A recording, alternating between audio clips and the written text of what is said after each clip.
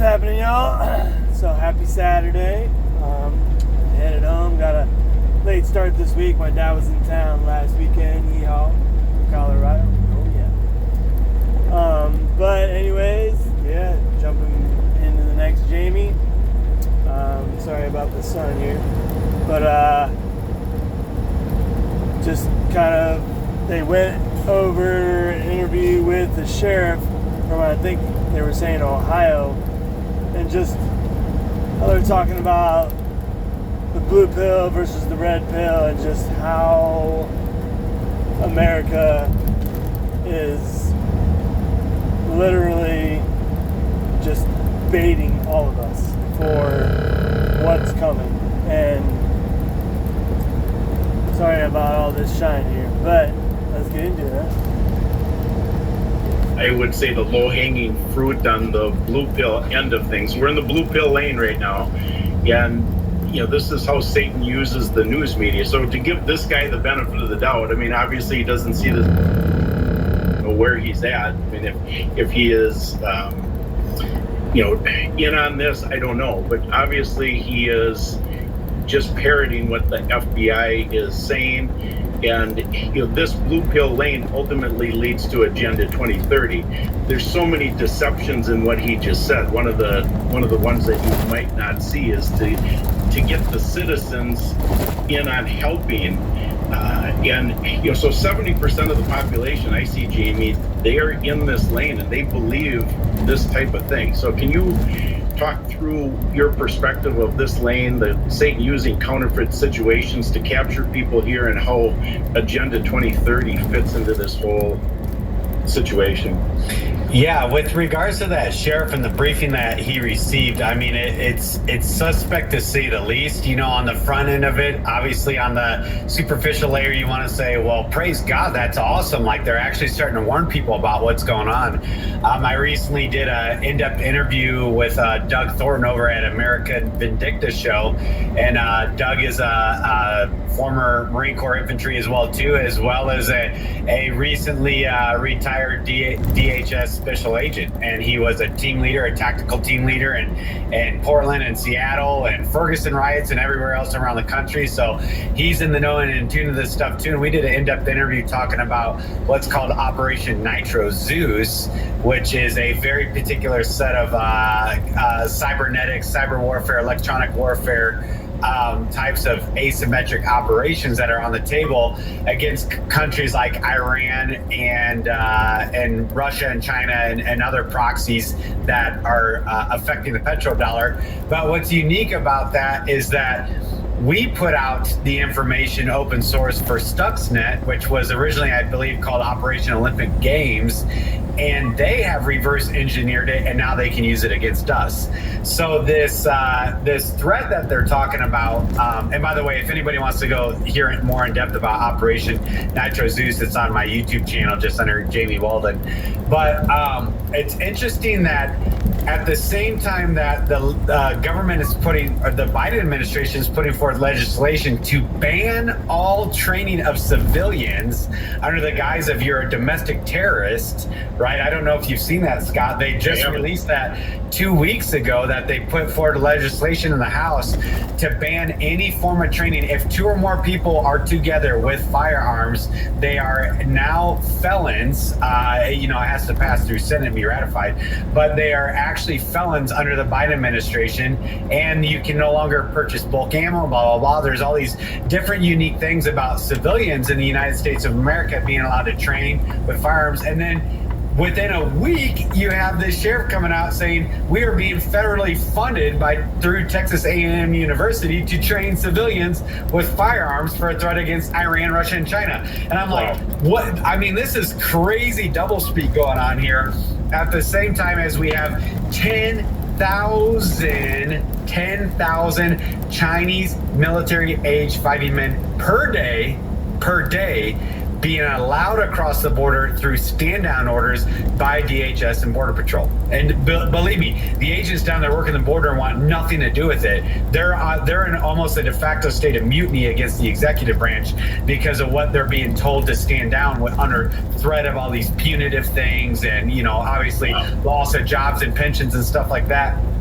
So you have this pre-staging of assets all across the United States in every major urban center of fifth column forces, these insurrectionary type of state-based sponsored military-age fighting men with heavy weapons being staged all across the United States. Then you have this sheriff coming out saying, which is being allowed to be conducted by our executive branch. And then you have this, now the Department of Justice, which we all know what they're all about, right? All we got to do is look at J6 and everything else that they're, and Epstein and all these other things and how they handle that, telling now sheriffs to prepare for a kinetic attack secondary to a cybernetic attack from Iran, Russia, and China, and to train civilian populace. It's like, what the heck is going on? Talk about doublespeak. And so that gets into exactly what you're saying, Scott, is this asymmetric form of counterfeit do-gooderism, counterfeit altruism, which is actually a feint maneuver for predictive programming to sow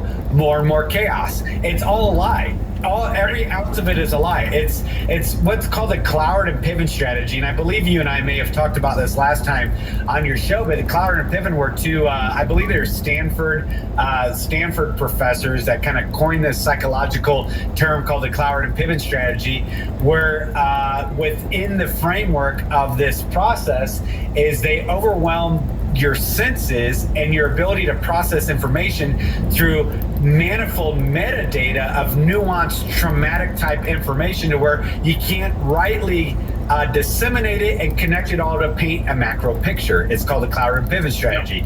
So it's all these nuanced data points that are constantly bombarding you, right? We call it a velocity of data so that you can't connect it. And that way they can actually say, we told you what we were going to do, but you didn't listen, so it's actually on you. It's actually a form, as you're talking about spiritual warfare, what they call in occultism, esoteric knowledge, and the mystery schools, they call it a form of lesser magic, for lack of a better word.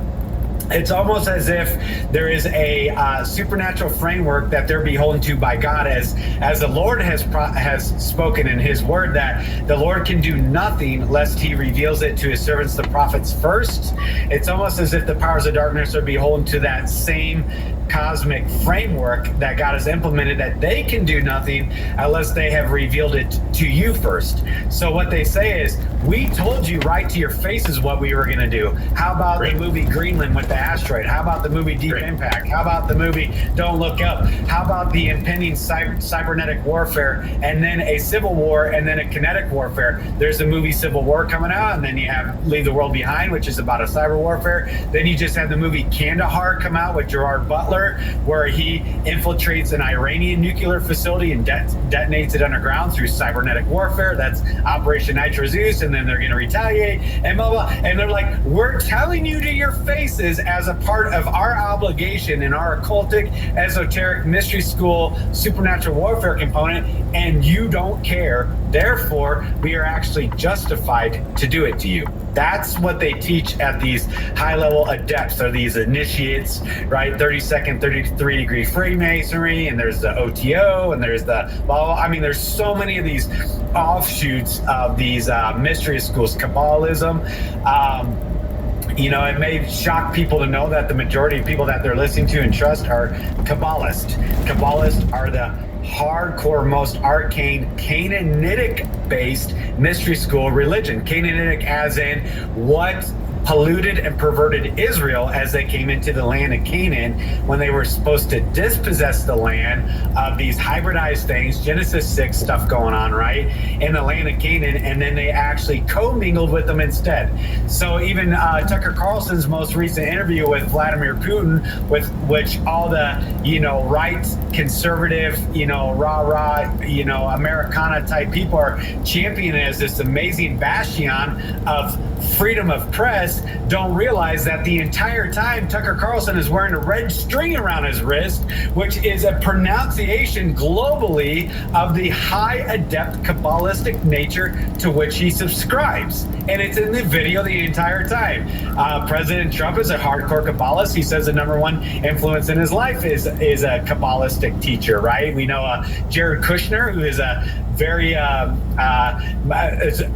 viable as an option for an Antichrist type figure, or at least somebody who's working in the cabinet of that system that will come onto the scene, is only a Kabbalist. And it goes on and on and on and on and on, right? So it is the nature of the supernatural warfare is beyond comprehension. So even what's going on with this release of the sheriff's information, this does not happen in a vacuum. Now, I don't want to be super dismissive and go like crazy, full insane, hyperbolic or sensational about it and paint everything as some deep, covert conspiracy theory, because there are a lot of good, sound, constitutional sheriffs out there. And in fact, sheriffs hold the highest degree of law enforcement in the land. In fact, sheriffs have, an operating jurisdictional authority that goes far beyond any federal law enforcement. If sheriffs, if sheriffs know and understand truly their constitutional authority given to them, there is no federal authority that can operate in their jurisdiction unless they allow them to. And I want to just comment on that quickly, Jamie. That's spot on. And not just their authority in constitutional authority, but they also have biblical authority under the doctrine of the lesser magistrates. So they can implement and stop anything that our government tries to throw against us. But I mean, we look at what just happened in the last 4 years. Very few of them did what they were supposed to do. Yeah, they can, but unfortunately for sheriffs, it's an elected position. So whenever you have, a position that's elected and it's not a meritocracy, it's not based on merit, it's not based on prior service, but it's based on campaign funding and lobbying and networking within your particular county seat, you're going to have way more liberal. You're going to have liberal leaning sheriffs that are over these major urban populations, which I don't know, maybe I'm mistaking this. I don't believe there's a singular urban center in the United States of America that is not hardcore liberal, like reprobate socialist Marxist liberalism. And so a lot of times these sheriffs are already given over. Now, I don't know anything about this sheriff given this brief. I'm glad that he said something, because there is this degree even within the nuances of how this predictive programming type of information release like this occurs, that there will be a small percentage, as in 1% to 2% is all, that will hear that and actually, and they will have an emotional, spiritual, and physical resilience that's going to stay the course of time, which is good. So there is good that can come out of it. So it's like, I don't know if his intentions were super pure and he actually is really trying to equip his people, or if there's an ulterior motive. But I know that anything coming from the DOJ, any singular thing from the DOJ is we can't say 100%, 99.7% corrupt, and is for the abuse and the subjugation of the American populace. So, yeah, y'all, really? I mean, yeah. We all need to just wake up, right?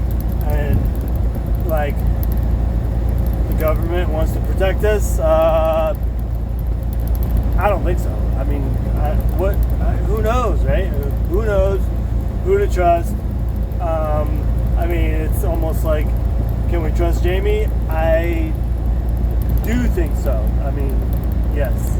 I'm going to trust Jamie. People that are watching this, I would suspect are trusting Jamie.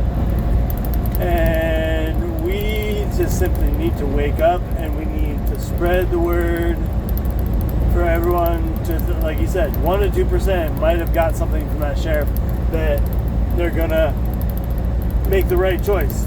The 98% are going to start freaking out, and they're going to try to get trained in guns, which I need to do, absolutely, but not in fear, in preparation.